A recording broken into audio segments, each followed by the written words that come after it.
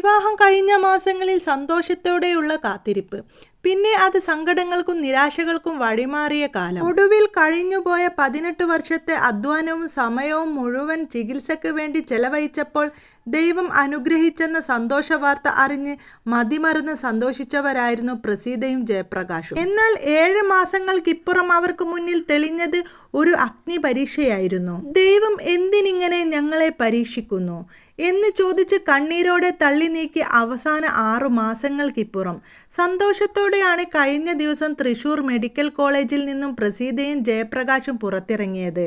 18 വർഷം മുമ്പായിരുന്നു ഇവരുടെ വിവാഹം. കല്യാണം കഴിഞ്ഞുള്ള ആദ്യകാലങ്ങളിൽ സന്തോഷത്തോടെയാണ് ഒരു കുഞ്ഞിനു വേണ്ടി ഇരുവരും കാത്തിരുന്നത്. എന്നാൽ അതു പിന്നാലെ സങ്കടങ്ങൾക്ക് വഴിമാറി തുടങ്ങിയപ്പോഴാണ് ആശുപത്രികൾ കയറി തുടങ്ങിയത്. അവിടെയും നിരാശയായിരുന്നു ഫലം. എന്നാൽ ഒരു കുഞ്ഞിനെ ഞങ്ങൾക്ക് വേണമെന്ന ദൃഢനിശ്ചയമായിരുന്നു പ്രസീതയെയും ജയപ്രകാശിനെയും മുന്നോട്ട് നയിച്ചത്. ഒടുവിൽ IVF ചികിത്സയിലൂടെ പ്രസീത ഗർഭം ധരിച്ചു. കോയമ്പത്തൂരിലായിരുന്നു ഗർഭകാല ചികിത്സയും സ്കാനിങ്ങും എല്ലാം നടത്തിയത്. അപ്പോഴാണ് പ്രസീതയുടെ വയറ്റിൽ ഒന്നല്ല 3 കുഞ്ഞുങ്ങളാണ് ജന്മം കൊണ്ടിരിക്കുന്നത് എന്ന് അറിഞ്ഞത്. സന്തോഷത്തിന്റെയും ആശങ്കയുടെയും കാലമായിരുന്നു പിന്നീട് അങ്ങോട്ട്.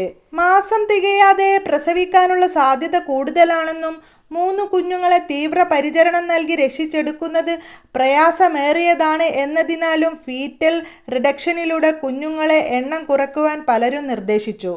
എന്നാൽ അതിന് വിസമ്മതിച്ച ഇവർ ഡോക്ടറുടെ നിർദ്ദേശമനുസരിച്ചാണ് കുഞ്ഞുങ്ങൾക്ക് മികച്ച പരിചരണത്തിനായി തൃശൂർ മെഡിക്കൽ കോളേജിലേക്ക് എത്തിയത്.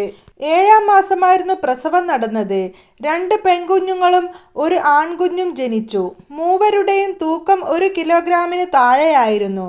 രക്ഷപ്പെടില്ല എന്നാണ് എല്ലാവരും കരുതിയിരുന്നത്. എന്നാൽ ആ 3 കുഞ്ഞുങ്ങളെ വെന്റിലേറ്റർ ഉൾപ്പെടെയുള്ള അതിതീവ്ര പരിചരണം നൽകി 3 മാസത്തെ ശ്രദ്ധാപൂർവമായ വിദഗ്ധ സംഘത്തിന്റെ ചികിത്സയിലൂടെ പൂർണ്ണ ആരോഗ്യത്തിലേക്ക് എത്തിച്ചു. 10 ലക്ഷം രൂപയിലേറെ ചിലവ് വരുന്ന ചികിത്സ 3 കുഞ്ഞുങ്ങൾക്കും സൗജന്യമായാണ് നൽകിയത്.